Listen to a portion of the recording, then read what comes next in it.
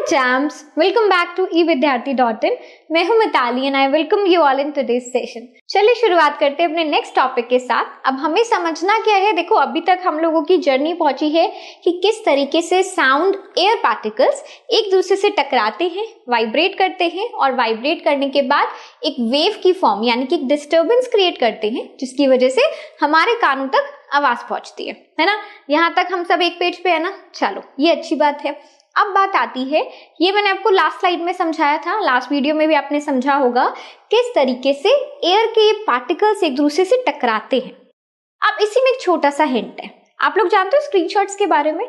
हम लोग फोन में बहुत सारे स्क्रीनशॉट्स लेते हैं, एकदम से अपने फोन की स्क्रीन को एक शॉर्टकट्स होते हैं हर एक के अलग अलग। लेते क्यों हैं? बात ये होती है कि कई बार कोई वीडियो चल रहा है और उसमें से कोई एक ऐसा मोमेंट है जो कि मैं एक फोटो के रूप में रखना चाहती हूँ, कोई एक ऐसा पिक्चर है जो कि हम सेव करके रखना चाहते हैं, तो हम क्या करते हैं, उसको कैप्चर कर लेते हैं, स्क्रीनशॉट ले लेते हैं। तो इसी तरीके से सपोज अगर मुझे एयर के पार्टिकल्स दिखें वाइब्रेट करते हुए और मैं उसका एक स्क्रीनशॉट लूं, तो पता है आपको कैसे दिखेंगे? ये कुछ ऐसे आपको दिखने वाले हैं। कुछ एक दूसरे के बहुत पास, कुछ एक दूसरे से काफी दूर। ये सारे आपके एयर पार्टिकल्स हैं, बट एकदम कुछ इकट्ठे हो गए हैं, कुछ थोड़ी दूरी पर, फिर से कुछ इकट्ठे हो गए हैं और फिर से कुछ दूरी पर। अभी कैसे हुआ है? Now it's time to understand that. ठीक है, वापस से अपने स्लाइड पर आते हैं। तो भाई हमें अब करना क्या है? फॉर एग्जाम्पल मैंने आपको क्या बताया था कि जैसे ही हमारे साउंड पार्टिकल्स एक दूसरे से टकराते हैं, तो अगर आप मान के चलो कि ये पहला पार्टिकल है जिसने दूसरे से टकराव किया, तो वो कुछ सेकंड के लिए इसके बहुत पास रहा, ठीक है, और ये अभी काफी दूरी पर है। यानी कि अगर मैं इसको फिर से बनाऊं तो ये दोनों साउंड पार्टिकल्स या फिर एयर पार्टिकल्स, साउंड नहीं कहना चाहिए, एयर पार्टिकल्स एक दूसरे के बहुत पास हैं लेकिन तीसरे वाले से दूर है। ठीक है, इसी तरीके से आगे जाके पैटर्न क्या हो सकता है कि दो पार्टिकल्स हमें काफी पास लगे और ये कुछ दूर लगे। ठीक है, इस तरीके से मूवमेंट क्रिएट होंगे। मैंने यहाँ नेक्स्ट पे भी यही बताना एक्चुअली आपको चाहती थी कि फॉर सपोज ये मेरे पास एक एयर पार्टिकल है और ये वो पार्टिकल है जो कि इसके काफी पास है। फिर हमारे पास कुछ इस तरीके के पार्टिकल्स हैं जो कि काफी दूर हो गए। ठीक है ना, इस तरीके से। तो होता क्या है ना, कुछ एयर पार्टिकल्स एक हाई प्रेशर जोन बना लेते हैं। यानी कि जैसे ही वो टकरा रहे हैं, एकदम से अगर आपने उस वक्त उन्हें कैप्चर कर लिया तो आपको दिखेगा कि वो एक दूसरे के बहुत पास है और बाकी कुछ बचे हुए पार्टिकल से वो काफी दूर हैं। यानी कि एक तो बन गया हाई प्रेशर का एरिया, हाई प्रेशर बोले तो हिल, ये देखो इस तरीके से, और एक बन गया है लो प्रेशर का एरिया। लो प्रेशर का एरिया बोले तो वैली। ठीक है, तो ये मेरा हो गया है हिल और ये हिस्सा हो गया है वैली। अब इसको बोला जाता है ट्रफ, क्रेस्ट, क्रेस्ट उसको बोलते हैं, ट्रफ इसको बोलते हैं, बट अभी मैं उस लैंग्वेज में नहीं जा रही हूँ। ठीक है, अभी मैं आपको बहुत सिंपल भाषा में समझा रही हूँ। जहां पर आपके एयर पार्टिकल्स एक दूसरे के पास आ जाएंगे, इकट्ठे हो जाएंगे, उसको हम हाई प्रेशर जोन बोलते हैं। ठीक है, तो वहां पर एक इस तरीके का कर्व्ड रेडी होता है। जहां पर वो एक दूसरे से दूर होते हैं वहां पे एक वैली क्रिएट होती है। फिर इस तरीके से एक हाई प्रेशर जोन, फिर एक वैली। ठीक है ना, तो ये जितना भी हाई प्रेशर जोन है इसको हम क्या बोलेंगे? हाई प्रेशर बोलो चाहे हाई डेंसिटी बोलो। ठीक है ना, तो जो भी आपके हाई प्रेशर के जोन्स होते हैं, यानी कि अगर मैं इसको देखती हूं तो इसको हम बोलते हैं कंप्रेशन। क्या बोलते हैं इसको?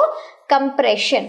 और जो भी आपके लो प्रेशर के जोन्स होते हैं जैसे कि ये, इनको हम बोलते हैं रेयर फैक्शंस। ठीक है ना, इसको हम क्या बोलेंगे? Rarefactions. अब ऐसा नहीं है कि सिर्फ इसी स्लाइड पे हमें समझना था, थोड़ा सा ये कॉम्प्लेक्स हो गया है तो आपको भूलना नहीं है, because I have another thing for you prepared. क्या है? When a body vibrate then it compresses the air. जब भी कोई बॉडी वाइब्रेट करती है तो वो पिचकाती है एयर पार्टिकल्स को। कंप्रेस करना क्या मतलब?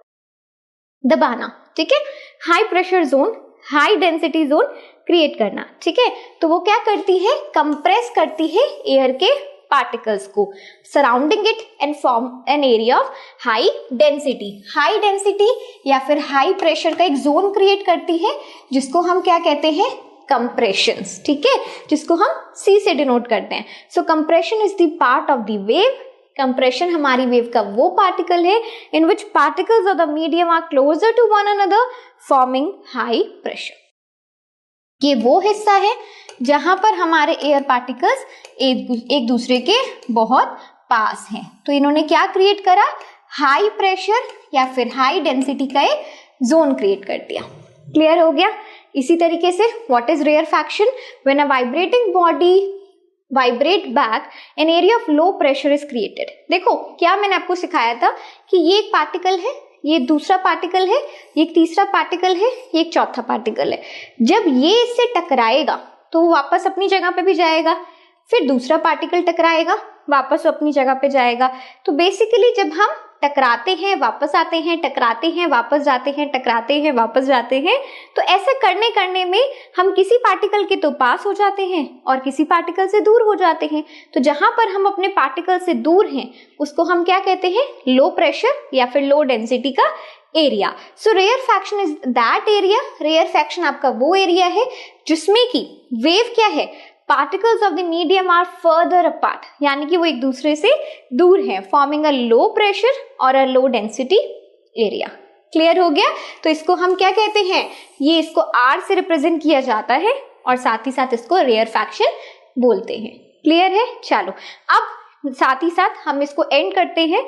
यहाँ पर एक बार इसको बस फाइनली देख लेते हैं, क्योंकि देखो जिस तरीके से एयर पार्टिकल्स मैंने आपको समझाए हैं आप उसे कैसे बना के आएंगे एग्जाम में, है ना, you need a proper diagram. तो इसलिए मैंने आपके लिए बना दिया है. ये आपके एयर पार्टिकल्स हैं जो कि ग्रेटर डेंसिटी पे है, हाई प्रेशर में है, तो इसको हम कंप्रेशन कहेंगे, यानी कि C, ये हमारा R, ये हमारा C, ये हमारा R. ठीक है. जो दूर दूर है वो लो प्रेशर या फिर लेस डेंसिटी का पार्ट है. So propagation of sound can be visualised as the propagation of density. तो साउंड के प्रोपोगेशन को होता प्रोपोगेशन का मतलब होता है आगे बढ़ना. ठीक है. तो प्रोपोगेट होने का मतलब है कि एक प्रोपोगेशन हो रहा है डेंसिटी वेरिएशन का. डेंसिटी वेरिएशन मतलब high to low, high to low, low to high, high to low. यही आपको डेंसिटी में देखने को मिल रहा है और यही हमें प्रेशर में देखने को मिल रहा है. क्या, high to low, high to low, है ना, इस तरीके का. तो हम इसको इस तरीके से विजुअलाइज कर सकते हैं. क्लियर हो गया. कुछ नहीं है, सिर्फ आपकी बुक की एक लाइन है जो कि समझानी बहुत जरूरी थी, बिकॉज अदरवाइज आपको ये वर्ड्स इजीली समझ नहीं आएंगे. ठीक है. अब हो गया आसान. अब मैंने पूरा ब्रेकडाउन आपके लिए कर दिया है. Now this is not going to be difficult for you. ठीक है. चलिए, सो आज का सेशन यहाँ पर खत्म करते हैं. आई होप आप लोग को अच्छा लगा हो, समझ आया हो. थोड़ा सा भी कहीं भी कंफ्यूजन है, जस्ट रिपीट द वीडियो, देख लो उसको जिस मर्जी स्पीड पर, है ना भाई.